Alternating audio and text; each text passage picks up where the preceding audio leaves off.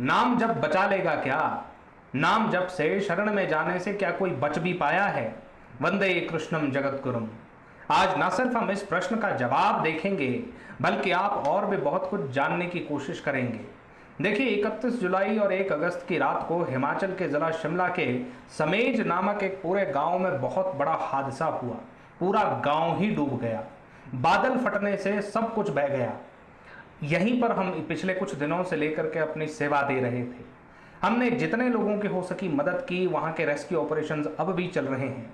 इस बार हमने किसी की मदद नहीं मांगी। जो कुछ भी हमारे पास था हमने उन संसाधनों से लोगों की मदद करने की कोशिश की। इसी वजह से पिछले कुछ दिनों से लेकर के हम कोई वीडियोस नहीं बना पाए, लोगों का कुंडली विश्लेषण नहीं दे पाए, मगर अब हम वापस आ गए हैं। अब हम उन सभी का विश्लेषण उन्हें जल्दी ही प्रोवाइड करवाएंगे। खैर, उस गांव में एक औरत और 2 लोग जो थे, जो बच गए, वो माता काली के मंदिर में चले गए थे। रात भर माता से रक्षा की गुहार लगाते रहे। कह लो कि उन्होंने भगवती की शरण ले ली थी, उनकी रक्षा हुई। मगर ठीक 1 साल पहले शिमला में ही समरेल क्षेत्र में एक पूरा शिव मंदिर दब गया था। 20-25 लोग मारे गए थे। केवल एक नेपाली सेवादार जिंदा बचा, बावजूद इसके कि उसका सर 2 बड़े पेड़ के लट्ठों के बीच में फंस गया था। कई घंटों के रेस्क्यू ऑपरेशन के बाद भी वो महाराज बिल्कुल सकुशल बाहर निकाले गए थे। यहां क्यों लोग मारे गए? जो मांगने वाले थे उनके प्राण काल हरण करके ले गया, और जो सही में सेवादार थे या शरणागत थे, न सिर्फ उनकी रक्षा प्राकृतिक आपदाओं से हुई और आगे भी होती रहेगी, बल्कि गोली भी उनका कुछ नहीं बिगाड़ सकेगी। मानना है तो मानो, नहीं तो जैसी आपकी इच्छा। जब सामने दिखाई देगा उस समय मानना ही होगा। ग्रंथ साफ कहते हैं कि अंत के समय में नई नई प्रकार की आपदाएं अचानक आएंगी। जो हिमाचल ने अपने 500-600 साल के इतिहास में नहीं देखा, वो विनाश 2023 और 24 की बरसात ने दिखा दिया। यहां पर लोग साफ तरीके से ये कह रहे हैं कि पिछले 2 साल में जो कुछ हुआ है वो हमने अपने जीवन में नहीं देखा था। हाँ, छोटे मोटे लैंडस्लाइड्स हर कहीं हो जाया करते थे, कोई बड़ी बात नहीं थी, लेकिन ये पूरे गांव का गांव तबाह हो जाना, पूरे गांव में 1 या 2 लोग बच जाना, जो मालिका को जानते हैं वो इसको एकदम से समझ जाएंगे, और जो नहीं जानते वो जाकर के पोगो देखें। इसके आगे बात करते हैं एक वाणी की।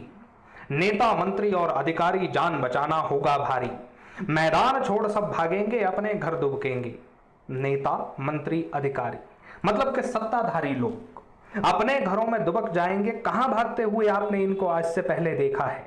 अगस्त 2021 अफगानिस्तान, अगस्त 2022 श्रीलंका, 2023 पाकिस्तान, अगस्त 2024 बांग्लादेश और अगस्त 2025।